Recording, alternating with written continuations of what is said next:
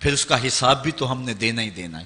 اس لیے ہم دیکھ لیں جتنا برداشت کرتے ہیں اس کے مطابق جو ہے وہ ہم چلیں. ایک بادشاہ تھا، وہ پھولوں کی سیج پہ سویا کرتا تھا. خادمہ اس کے لیے پھولوں کی سیج بچھایا کرتی تھی. مدت گزر گئی، پھولوں کی سیج پہ سونے کا عادی تھا. ایک دن خادمہ نے سوچا، لونڈی نے سوچا، روزانہ بادشاہ اس سیج پہ سوتا ہے، پتہ نہیں کیا لطف ہوگا. کمر سیدھی کرنے کے لیے، اس سیج کا لطف اٹھانے کے لیے وہ بھی لیٹ گئی.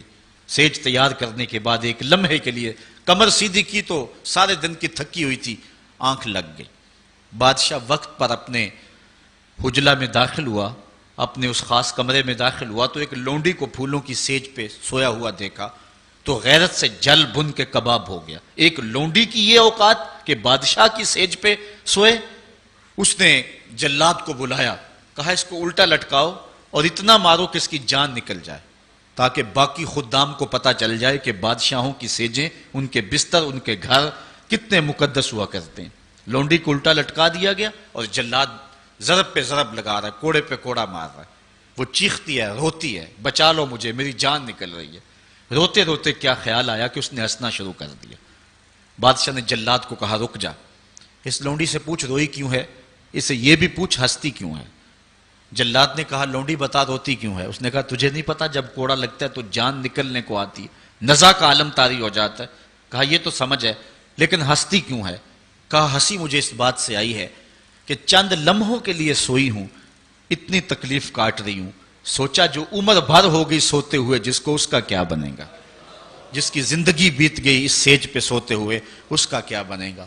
صاحبو، یہ دنیا پھولوں کی سیج نہ بنائیں، اس دنیا کو اللہ کی عبادت کے لیے گزاریں، ذکر فکر میں گزاریں. سحری کے وقت اٹھ کے مصلے پہ کھڑا ہو کے رونا سیکھیں، اللہ کے حضور آئیں، سارے کام چھوڑ دیں، رزق کی تلاش میں رازق کو بھول نہ جائیں.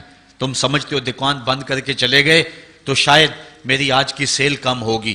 سیل دینے والا، رزق دینے والا، رزق کے دروازے کھولنے والا وہ رب ہے. جاؤ اس کے حضور جاؤ اور جا کے اس سے مانگو، مالک، رزق کا مالک بھی تو ہے، تیرے ہاتھ میں سارے خزانے ہیں، میری مدد فرما. دیکھنا کہ رحمتوں کے کس طرح دروازے کھلتے ہیں اور جو تمہیں ملتا ہے اس میں برکت کتنی ہوتی ہے. آج ہر بندہ یہ کہہ رہا ہے کہ میرے کاروبار میں برکت نہیں ہے، لاکھوں کماتا ہوں، پتہ نہیں چلتا جاتے کدھر ہیں. مسئلہ اصل ہے یہی کہ رزق میں بے برکتی آ گئی ہوئی ہے، اس لیے کہ ہماری پیشانی میں سجدے نہیں رہے، ہماری آنکھوں میں حیا نہیں رہا، ہمارے لبوں پہ قرآن کے نغمے نہیں رہے، ہماری سوچوں میں پاکیزگی نہیں رہی اور خیالوں میں طہارت نہیں رہی. آج غلاظت ہی غلاظت، گند ہی گند، اور جو ہے وہ شہوت ہی شہوت اور بے حیائی ہی بے حیائی آنکھوں میں، نظروں میں، خیالوں میں بھر دی گئی ہے. بازار میں چلے جائیں، گھر چلے جائیں، گھر کا دروازہ بند کر کے، مکفل کر کے بھی اگر آپ سمجھتے ہیں کہ میں محفوظ ہو گیا ہوں، آج تو وہاں بھی محفوظ نہیں رہا جاتا. عجیب صورتحال بنی ہوئی ہے. اپنے گھروں کو ان ساری شرارتوں سے پاک کرو اور اپنی نظروں کو پاکیزگی سکھاؤ، پھر دیکھنا کہ کس طرح برکتیں ہوتی ہیں اور کس طرح رحمتیں ہوتی ہیں. عبادت کے دو مفہوم حضرت امام رازی نے بیان فرمائے ہیں. آپ فرماتے ہیں التعظیم لامر اللہ.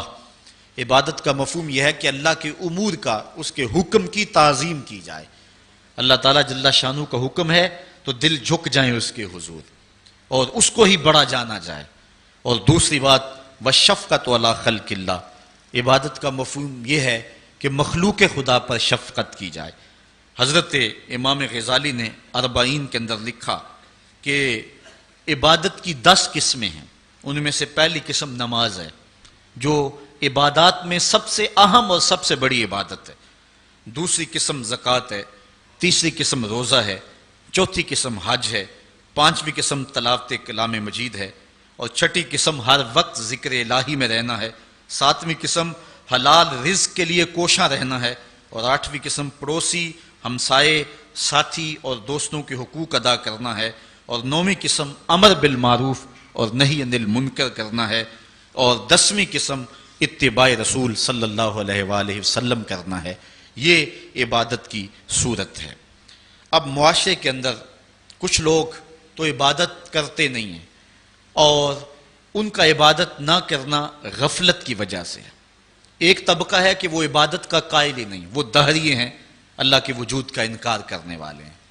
اور ایک طبقہ تیسرا وہ ہے جو عبادت کرتا ہے لیکن اللہ کے علاوہ کچھ اور لوگوں کی، جس طرح کہ بت پرست ہیں یا دیگر لوگ. لیکن اہل ایمان جو ہیں وہ اللہ کی عبادت کرتے ہیں، اس کے علاوہ کسی اور کی عبادت نہیں کرتے، اس عبادت میں تساہل اور سستی نہیں کرتے، نمازوں کو 5 گانا وقت پہ ادا کرنا اپنا معمول رکھتے ہیں. اور یہی زندگی کا حسن ہے اور یہی زندگی کا جمال ہے. اور جو شخص اللہ کے حضور جھکنا چھوڑ دے، اللہ تعالیٰ اس کے رزق سے بھی، اس کی عمر سے بھی برکت اٹھا لیتا ہے. عبادت کا ایک مفہوم علماء نے اللہ تعالیٰ کی پہچان بھی بیان فرمایا. حضرت مولا کائنات سیدنا علی المرتضیٰ رضی اللہ تعالی عنہ نے وما خلقت الجن والانس الا لیعبدون کا ترجمہ کیا ہے اے لیعرفونی، یعنی ہم نے جن و انس کو اس لیے پیدا کیا کہ وہ مجھے پہچان جائیں. اللہ تعالیٰ جل شانہ کی پہچان بندے کے اوپر جو ہے وہ ضروری ہے. اور جو شخص اس دنیا پہ رہ کے رب کی معرفت حاصل نہ کر سکا تو وہ قیامت کے دن بھی نابینا اٹھایا جائے گا. اللہ تعالیٰ جل شانہ نے یہ بات قرآن میں واضح طور پہ بیان فرمائی، من کان فی ھذہ اعمی فہو فی الآخرۃ اعمی واضل سبیلا. جو اس دنیا پر اندھا رہا کل قیامت کے دن بھی اندھا ہی اٹھایا جائے گا. اس سے ان آنکھوں کی جو ہے وہ بے نوری مراد نہیں ہے. وہ تو حدیث میں آتا ہے جو آنکھوں سے آزمایا گیا کل قیامت کے دن اس کو اللہ جزا دے گا. اس سے دل کی بے نوری مراد ہے. ساری زندگی گزار دی، کاروبار کا پتہ کیسے کرنا ہے، سیاست کا پورا پتہ ہے کیسے کرنی ہے، ایک ایک امر کا پتہ ہے، ہر چیز کا پتہ ہے، نہیں پتہ تو جس نے پیدا کیا ہے، جو ہمارا خالق ہے، جو ہمارا رازق ہے، جو ہمارا مالک ہے، ہم لمحہ لمحہ ایک ایک ساتھ ایک ایک گھڑی جس کے محتاج ہیں. شیخ سعدی فرماتے ہیں سانس اندر جائے تو پھر بھی اس کے محتاج ہیں، اندر سے خیریت سے باہر آئے تو پھر بھی اس کے محتاج ہیں. اگر اندر والا باہر نہ آئے تو پھر بھی موت، باہر والا اندر نہ جائے تو پھر بھی موت. تو ہم ایک سانس میں کئی بار اس کے محتاج ہیں اور لمحہ لمحہ اس کے محتاج ہیں. جو ہماری ہر ضرورت کی کفالت کرنے والا ہے، جو ہمارا خالق بھی ہے، رب بھی ہے، مالک بھی ہے اور ضروریات کا کفیل بھی ہے، اور اس کو ہم نہیں پہچانتے. باقی ہر دنیا کی چیز ہمیں آتی ہے، ہمیں ایک ایک چیز سے پتہ ہے. ہمیں اتنا بھی پتہ ہے کہ فلاں کرکٹر نے چوکے کتنے لگائے اور چھکے کتنے لگائے ہیں، اس نے فلاں میچ میں سینچریاں کتنی کی ہیں. ہمیں اتنی تفصیلات کا علم ہے، ایک ایک شخص کے بارے میں ہمیں پتہ ہے، لیکن نہیں پتہ تو اس کا نہیں پتہ جو ہماری شاہ رگ سے بھی نیڑے رہتا ہے، جو ہمارے دلوں کے قریب رہتا ہے، جس نے ہمیں زندگی کی بہاریں اور زندگی کا جمال دیا. آئیے اپنے رب کو پہچانیں. اور جو شخص اپنے رب کی معرفت حاصل نہیں کر سکا وہ قیامت کے دن بھی اندھا اٹھایا جائے گا. اللہ تعالیٰ جل شانہ نے محبوب علیہ الصلوۃ والسلام کے سینے پہ اترنے والی اس کتاب میں اس بات کو اعلانیہ طور پر واضح بیان فرمایا گیا. اسی لیے اقبال نے کہا تھا دل بینا بھی کر طلب خدا سے کہ آنکھ کا نور دل کا نور نہیں ہے. میں عبادت کے عنوان سے گفتگو کو ادھورا سمجھوں گا جب تک میں حضور کی ابدیت کو بیان نہیں کروں گا. حضور کی عبادت کا عالم یہ ہے اللہ کے حضور سجدہ ریزیوں کا اور دیگر عبادت کی جتنی بھی اقسام اور صورتیں ہیں. آقا کریم اللہ کے حضور ساری ساری رات قیام فرماتے ہیں. ہمیں تو جگایا جاتا ہے، اذانیں دی جاتی ہیں، پھر بھی نہیں اٹھتے. لیکن وہاں کیا ہے کہ اللہ تعالیٰ خود فرماتا ہے محبوب ساری رات جاگا نہ کرو، کچھ سو بھی تو لیا کرو. اللہ اکبر. اور اتنی اللہ کے حضور عبادت کرتے ہیں حتیٰ تتورم قدماہ، یہاں تک کہ حضور علیہ السلام کے مبارک قدم جو ہیں وہ سوج جاتے ہیں. اور آقا کریم علیہ الصلوۃ والسلام سے کہا گیا حضور آپ کے وسیلے اور صدقے سے اللہ نے اگلوں اور پچھلوں کے گناہ معاف کر دیے، لیکن اس کے باوجود بھی آپ اتنی کثرت کے ساتھ عبادت کرتے ہیں.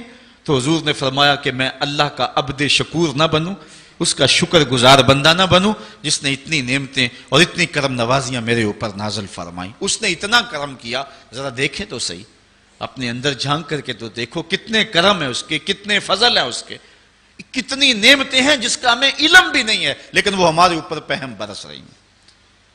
میرا ایک دوست تھا، اس کے منہ میں یہ جو لعاب آتا ہے اس کی مقدار کم ہو گئی تو اتنا مسئلہ بنا اس کے لیے کہ ایک آنکھ کی بینائی بھی جاتی رہی، دوسری آنکھ کی بینائی بھی متاثر ہو رہی ہے. مرض کیا ہے کہ منہ میں یہ جو لعاب آتا ہے یہ قدرتی گریس ہے، نظام انہضام میں مدد دیتی ہے، بولنے بھی طاقت دیتی ہے.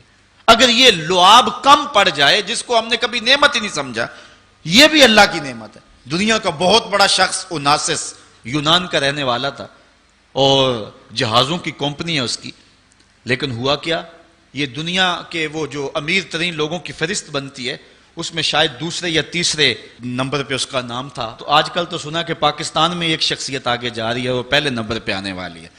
تو بس تھوڑے نمبر رہ گئے ہیں، ورنہ جو ہے وہ پوری دنیا کا سب سے امیر ترین شخص ہمیں کسی اور ملک میں نہیں ڈھونڈنا پڑے گا، وہ ہمارے خون پسینے کو نچوڑ کر کے ہمارے اندر سے کوئی ہوگا.